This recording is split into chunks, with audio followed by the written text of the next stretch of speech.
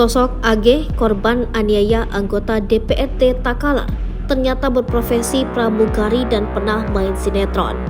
Terungkap sosok AG yang menjadi korban tindak penganiayaan oleh WEP anggota DPRD Takalar terkait masalah hutang. Sosok AG korban aniaya itu berinisial AG yang merupakan penghuni apartemen Casa Grande, Jalan Raya Kasablanka, Kelurahan Menteng, Kecamatan Tebet, Jakarta Selatan.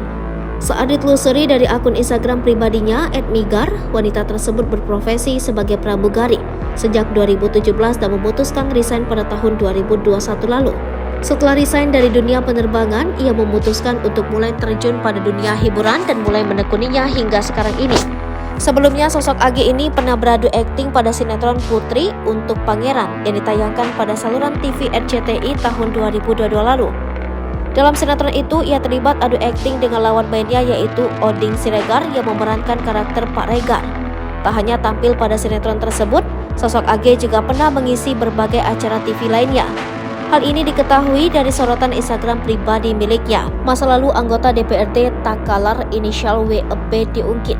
Ternyata sudah menikah, WEP habiskan 2 miliar rupiah saat nikahi pujaan hati, tapi kini ngamuk saat ditagih utang 30 juta rupiah oleh pacar. Seorang anggota DPRD Takalar, Wahyu Eka Putra atau WEP, ternyata sudah menikah pada 2020 silam dengan sesama legislator bernama Nurazi Syamsrani. Tak tanggung-tanggung uang panaik WEP mencapai 2 miliar rupiah. Selain uang, ada pula satu setel perhiasan emas dan sebidang tanah seluas 2.600 meter persegi serta seperangkat alat sholat.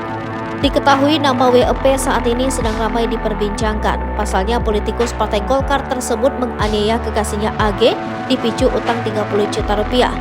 Sungguh miris, di saat WEP mampu membayar panaik senilai 2 miliar rupiah, ia justru mengamuk gara-gara ditagih utang 30 juta rupiah. WEP menganiaya AG di apartemen korban di kawasan Tebet, Jakarta Selatan pada Jumat 1 September 2023. AG menyampaikan